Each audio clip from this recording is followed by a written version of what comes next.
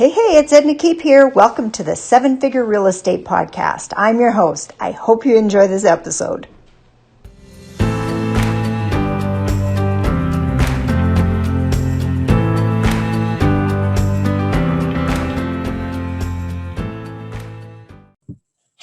Hello, this is Edna Keep here with Seven Figure Real Estate, and today I have with me Henry Kaminski. So Henry Kaminski hails that I was at New Jersey, is that what I heard you say, New York? And of course, we just had a little chat about weather, and that's always interesting. But welcome, Henry. Thank you so much for being on my show. Edna, thank you so much for having me. I'm super excited and can't wait to chat it up. Awesome. Well, tell me, what was your very first interest in real estate? What got you going in real estate? Well, I'll be honest with you. I am not the expert in real estate whatsoever. But one of the things that I always was taught as a young kid is it's it's respectable to own your home versus renting your home. And so, I really felt like, as an entrepreneur and as somebody who works really, really hard for supporting themselves and their family, that a home is a home that you own is definitely the best home that you could ever be in. And so I've actually I've owned multiple homes over the past 14 years. And recently, interesting enough, one of my clients is in the real estate space. And introduced me to a mastermind group full of real estate investors. Okay. And I said, you know what? I'm going to go into this mastermind with an open mind. I know nothing about real estate investing, but I do know quite a bit about branding. Okay. And personal branding and helping real estate investors position themselves and posture themselves that puts their best foot forward, so that when deals come through, they're the ones that are getting approached versus their competition or other entities. So getting into this mastermind group over the past couple of months, I've really got a better understanding of where their mindsets are at, what the ROI on branding means to them. Okay. And it's been fascinating. So every year I try to challenge myself to get into something that I know nothing about. That's a good idea. Yeah. To keep it fresh and keep it fun. Well, I was reading a magazine one time, and it was telling me, I can't remember who it was, maybe Conrad Black. And he said he actually reads different magazine articles, including not in his own language, because he gets different marketing ideas that helps him promote his business. And I thought that's such an interesting approach because, we can. And a lot of times, real estate investment people will think, well, I got to go to all the real estate meetings. I got to go to all the real estate meetups and I got to learn from other real estate people. But some of the stuff like branding and stuff like that, it's entrepreneur wide, like you kind of said. But there are specific challenges that real estate investors have, and you just named some of them: getting the deals, getting the investors, getting in front of the right people. So when you're thinking of that, Henry, what are the things that you noticed in your mastermind group that really help people become top of mind when people are thinking about getting out there in front and getting the right deals and getting the investors? Yeah, so it's all about perception. And these folks in this mastermind are really high level. I think his name's Ron LeGrand. Is that? Oh, yeah, I know Ron. Yeah, or I've heard of him. I don't know him personally, but yeah. So he's in the group. Yeah, he's in the group, and there's a bunch of other folks. And the one thing that I really notice about those folks is that they spend a lot of money and attention in how they present themselves, because when they are introduced, they got 2 seconds to make it an impression, right? Yeah. And if you don't have a premium looking look or feel, that transcends into perception. And what happens is people are like, oh, is this guy the real deal? Like, is he really the real deal? Now, Ron has no problem with that because he's been around for 40 something years. Exactly. But how about the realtor? How about the new guy or new gal that is getting into real estate investing and needs to create some sort of digital footprint to distinguish themselves among everybody else in this crowded market, right? That's right. So very, very important to stick your flag in the ground and say, this is who I am. This is who I am not. And I am going to go out there and attract the folks that I have a affinity to, and they have affinity to me. And that's where the best deals go down. Yeah. Well, you know what it is. And I teach my students, most of the time, the investors that are attracted to us, even the deals, have something to do with what we are and who we are and what we stand for. And even a reputation that you get. We got many deals brought to us because we got a reputation as people who buy.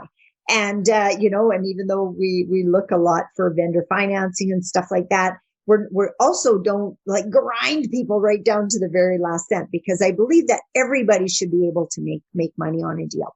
And so therefore we got probably more deals than most people will. And I mean, we do well on them. We know how to negotiate and stuff like that. But yeah, you absolutely got to be known for something.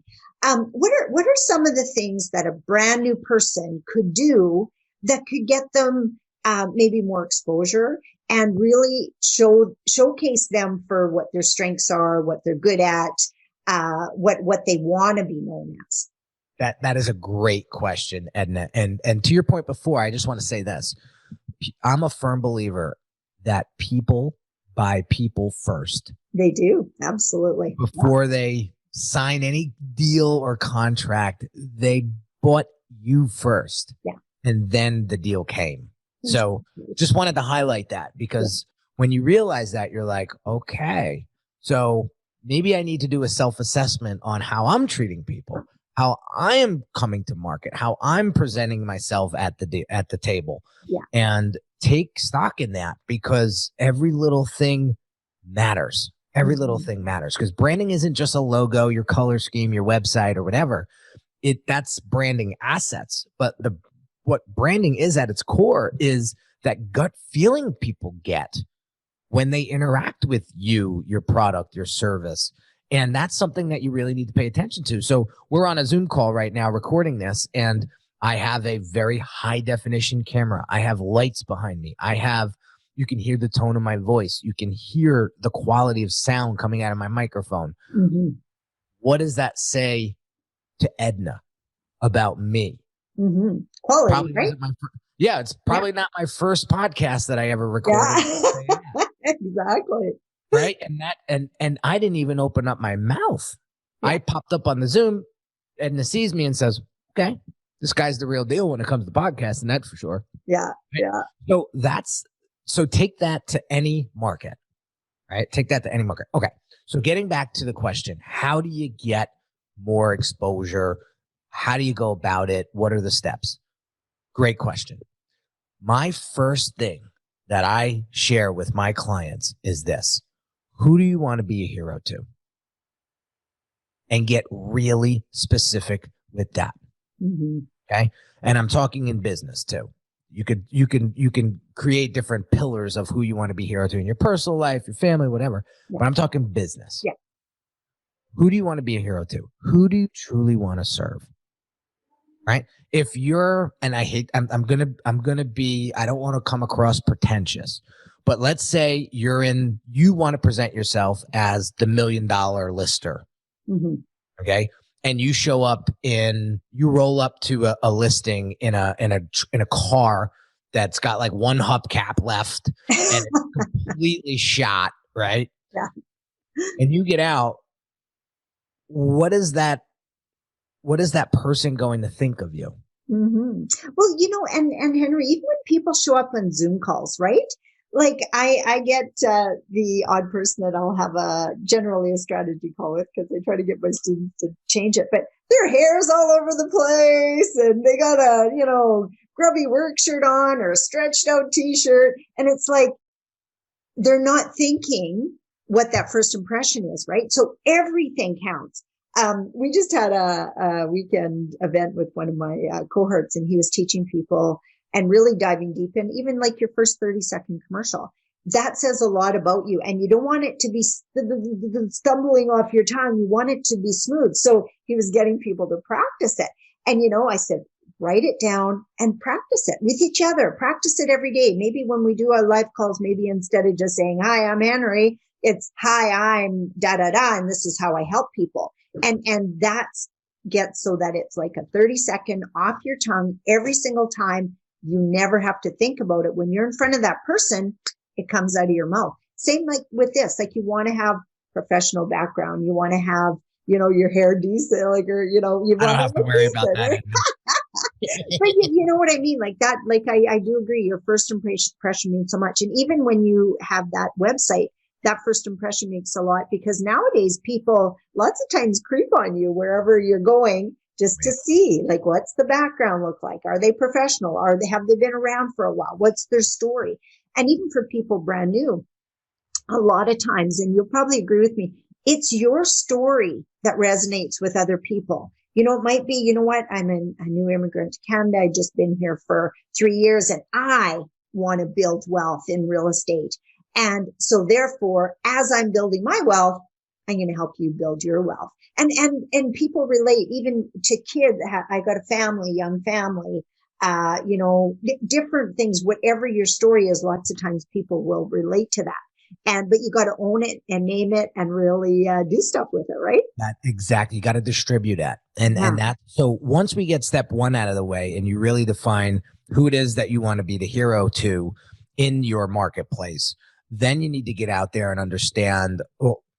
You need to get out there and understand what they're challenged with, what their pains are, what questions do they have, what objections may they have, and really start to create a real solid foundation of content. And you don't have to get crazy with it, guys. Everyone's, I don't have time for social media. Well, I'm going to tell you something. If you don't have time for social media, and you probably don't have time for more clients either or more deals, because social media is probably one of the best ways to create connection with the people that you want to serve. Yeah. So one of the ways that we do it is we define what we're really good at here at Unique Designz. And we all have, so there's 13 of us. I started as a graphic designer 14 years ago and built this business up into a 14-person team. Mm-hmm. So we all have our unique ability and we all have our zone of genius. And the one thing that keeps us great is we never try to be another team member. We all have our zone of genius. Yes. What's mine? It's strategy and being out there on social media every single day, on video. And so I've learned very quickly to kill a lot of birds with one stone. So I record a podcast live, and then I have a team of people that take that live stream, chop it up into multiple little pieces of content, and then send that out on my social media. And then that piece of live content gets produced as a podcast, because I know my clients have more money than time, and they're listening to podcasts. So I need to have a podcast. I need to be on other podcasts because I know my clients better than they kind of know themselves. Right. Yeah. So when you get out there, you don't have to get fancy with it right away. Get comfortable with it. Figure out what you need to be talking about and who you're talking to. So you could start out with your phone and your camera. I mean, the camera on your phone, and do a quick little video. Especially in this space, people love the raw and real. Yeah. So you could do a listing, and you can do a walkthrough of that listing and point out all the things that might be wrong in that listing. Yeah. Right? Yeah. Maybe they didn't present the listing properly. So you could create a teachable moment out of that experience, out of that open house, whatever, right? Mm-hmm. And the more and more you do that, the more you're going to be seen as the subject matter expert. And they're going to start coming to your social media channels like, I wonder if they did a video, or if they did a post about this. And then they start asking you questions like, well, I'm a little nervous about selling my house right now because everything is I'm selling my house for for a huge profit, but I'm also buying a house that is way more expensive than it actually should be. Yeah. So how do I get around that? What should I be focusing in on? Should I not even sell my house at all? That's a big deal. Yeah. Right. So knowing that and getting out there and speaking straight to that, people are going to be like, wow, this person really gets me. They're like in my head. When you can articulate their problems better than they could articulate them to you, yeah, they're your client right then and there. Spot on. Yeah, exactly. No, I totally agree with you because, and so primarily my audience, Henry, are people who invest in real estate. Okay. And I always tell them that what they should do is be educating their market. So exactly what you just said, when you got a deal, this just happened to us with one of my students, and you're looking to get some financing on it for whatever reason, show the investor what's going to happen with their money when it comes to you. Like, I'm going to be putting the siding and the windows, and then I'm going to be able to increase the rents and refinance. And then that's how I'm going to be able to pay out. You need to show everything. You need to show, what it looks like now, what it looks like when it's done, and all the whys and wherefores that's going to make it easy for people to get their money back. And education is the best thing. Like, whatever it is that you happen to do, it could be, well, let me teach you about cap rates, or let me teach you about, why we like multifamily so much, or what you can do with your money. Say you've got all this equity in your house. Maybe you shouldn't sell it. Maybe you should just refinance. And instead of moving on to that next house, that's probably too much at 1.2, maybe you paid 500 for this one, you got 300 in equity. Maybe you refinance it, redirect that equity, as opposed to, going on to bigger and bigger and bigger home, like maybe and have the second home, or put some money into an apartment building or stuff like that. Because lots of people don't know, like you just said, they don't know what to do with that money. Should I buy a bigger house? Should I, invest in something outside of myself? What should I do? So they're looking for direction, and the best way to get that direction is to start helping people, right? It's the best way to soft sell. I'm not one of those hardcore closer guys. Me neither. Yeah. Right. So the best way is educating. If you go to my website, you'll see multiple videos of demonstrating our expertise, one, but two, walking you through the process that we take our clients through. Yeah. Like, if you can see yourself walking through that process with me, then you're going to be much more eager to want to get the assessment and then move your way up into the accelerator program. So, like, if you can do that to your audience on your website, etc., you are going to be the trusted source. You are going to be the subject matter expert, and you're going to be the obvious choice. So very, very important. So when I hear people say, I don't have time for social media, well, your competitors will, and they're going to get all the deals because they're going to be seen as someone that they could trust. Yeah. And it all comes down to confidence and clarity, and that leads to trust, and bingo. That's how you're going to land more deals, and you're going to get more lucrative deals because people are going to see you as the real deal. Mm-hmm. And, sometimes I have people say to me, well, like, say with all your free stuff on your website, Henry, aren't you worried that I'm just going to go to your website and learn all your tricks and trades and I won't need you? Still can't do it without me. Yeah. Still can't do it without me.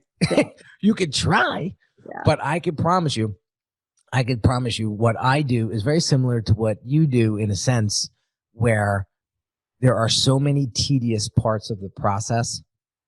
If you don't know what you're doing, it could come back to bite you pretty hard. Yeah. Or slow the process down to a halt where now you're like scratching to try to get it through. And now you're like, oh, am I really doing this the right way? So I always say, you know what? Hire who you trust who you hire, and stay in your zone of genius, because it's not about how to do it. Yeah. It's not about how to. I don't need to know how to do it. I'm thinking in my head, who can help me do this? Well, I was reading a story the other day, and this is a little bit off, but it really talks to your zone of genius. So this guy had sold his company for like millions of dollars. He had all this money, and he got up on a ladder one day to change his lights, and he fell down, broke his back, and he was out of commission for he had to relearn to walk, to talk, to all this. because he freaking climbed the ladder. Why wouldn't, when you got millions of, why wouldn't you just hire somebody else who knows what the hell they're doing to climb that ladder, you know? And I see people doing that all the time in their business. Well, I can't afford to put a website together, so I got to spend gazillion hours to learn how to do that so I can save myself $100 or $1,200. And especially with salespeople, like we know the sky's the limit when it comes to sales. Go make a sale, do what you're good at, then pay that guy who knows what the heck they're doing so that you're not wasting all your time trying to learn their zone of genius, which you never will in the first place anyway, because if it's not your strength, you're not going to learn it, right? Like I couldn't begin to think about doing what you do.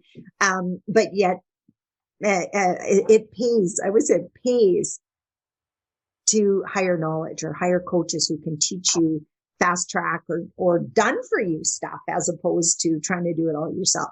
Without a doubt. And that's what we pride ourselves on. We're not the cheapest in town, but we have a done for you system where we know that our clients don't want to get their hands dirty with this stuff. They're not creative whatsoever. Yeah. But they need something that really represents the true value that they deliver. And that's how we keep them as hands off as possible. The only thing that they have to really do is strategize with me. And we cover all the heavy lifting from funnel to website to identity to all of that. And that's what makes us great. So they stay in their lane, we stay in ours, and we run. And I think the great point that you're making about this is that you're right. It's going to cost you twice as much in energy, time, and effort, energy, time, and money if you do it half-assed, if you do it the cheap route, or if you try to do it yourself. It's just, I don't believe it. And when you let go of control, this was something that was very hard for me during my decade and a half in business, was to let go of who's going to be a better designer than me? Nobody's going to run my business like the way I run it. Right. Yeah. You're right. They're not. So as long as you finally agree to that, you can move on. So I moved on. And I just empower my team now. What tools do they need? Sometimes they're better at it than you were anyway. You just don't think that could be possible. It is 1000% possible. So now I always hire up. They call it hiring up. So I'm always hiring people better than me. Yeah, I always hire people better than me because that's how we're going to serve our clients at a higher level. Yeah. So important that you brought that up. And I love that book, by the way. It's called Who Not How. Dan Sullivan. Yeah, you're exactly right. And, it's just amazing how a good book can really give you some good insights and cause you to make some changes in your life. But it's not that's going to make the big changes. It's the focus, the direction, and then the movement. And lots of times getting bogged down, even with us, when I'm teaching my students about buying multifamily, the number one thing that I see that holds people back is they decide to property manage their own deal to save themselves $1,000 a month, or fix the tenants, deal with the tenants and the toilets to save themselves. So they're looking at saving instead of looking at building. And that's where a big disconnect happens, because then you're doing all the stuff that, it saves you money, but you don't get to go to, like my sign says, progress always involves risk. You can't steal second base with keeping your foot on first, because you cannot grow and still do all that day-to-day stuff. You have to learn to let that go. Amen. Yep. Amen. And so I have a couple questions. Sure. For the audience to kind of keep in mind when it is that, they're thinking about branding or rebranding and taking their identity online and their digital footprint to the next level. So the first question that I want to ask is, what is going to draw somebody to you? What is that one thing? What is that X factor that is going to draw a client to you or a deal to you? Mm-hmm. Right? The next question is, how are you currently standing out from your competition from a branding standpoint? Is there a point of differentiation there that you can lean into? And I'll give you a little hint. It's you. It's you, the person, because there's only you out of 7 billion people on this planet. So are you creating that personal brand to really set you apart from everybody else? And then lastly, how are you positioning yourself in the market to connect with your ideal client? You know, I'll tell you, somebody that I've met on Clubhouse a couple months ago, I started to follow him on Instagram, Cody Sperber. I don't know if that name rings a bell. Yep. This guy does a tremendous job with his personal brand, and he's a no-nonsense guy on Instagram. If you follow him, you'll know exactly what I mean. But he does not apologize for his lifestyle. He does not apologize for what he says on social media. And I got to be honest with you, he looks like a tough, like he comes across like very, very, Abrupt. bad, right? Yeah. But at the same time, I could see how much he cares about people. Yeah. Well, that's kind of what Grant Cardone does too. Like sometimes people find it really hard to listen to him because he can be so gruff, but he calls a spade, right? He does. And to be honest, I'm not a huge Grant guy. I'm not. I just, listen, and this is great. This is a great point, Edna. You don't have to connect with everybody. No, absolutely not. He's got thousands of followers and people that love him, and that's all that matters, right? And you can't cater to everyone, and you definitely can't cater to the trolls who are looking at bashing you, right? But, Henry, it sounds like you've got a really good service there. So how do people get hold of you and get you helping them with their brand? Sure. So you can check out the Brand Doctor podcast. Obviously, you're listening to a great podcast. So I would have you take a peek at mine. It's called the Brand Doctor podcast. It's been around for about 5 years now. Jeez. Oof. Can't believe it's been 5 years. Yeah. Or you could go to my website, which is Unique Designz with a Z at the end, not an S, .net. And we have a really cool masterclass there. It kind of walks you through the process of systemizing your brand and attracting the right clients and how we actually do that with clients, and some awesome results that we've got for our clients as well. And tons of content on the site, free, through my YouTube channel. We have it streaming through the site, so you can just click on any video you'd like, and each video is like a little mini masterclass in itself. Because like you mentioned before, I'm huge on educating and empowering, because we're not in the branding business. I realized this over the years. I'm really not in the branding business. I'm in the confidence building business. Yes. When you can look in the mirror or take a look at your brand and truly feel confident in it, imagine how many more deals you're going to close. Absolutely. Yeah, so true. And when you have that backup, knowing that when people look for you and find you, you look good there too. That's awesome. Okay. Well, you know what? Thank you so much. And I will have all Henry's information in the show notes, so you'll have something to click on and link there. And it's been my absolute pleasure to have you on, Henry. It's something everybody should look at some point in their career, get branded, and see where it can take you. Thank you so much for having me. You're welcome. My pleasure. Thank you so much for listening. It's my sincere intention that you got value from this episode. If you're interested in learning more about building your passive income through real estate, either by investing with us as a joint venture partner or as a student discovering how you can attract investors to your deals and build your own 7-figure real estate portfolio by helping others build their passive income, check out my website, ednakeep.com, or watch my free masterclass at ednakeep.com/90days to 5K.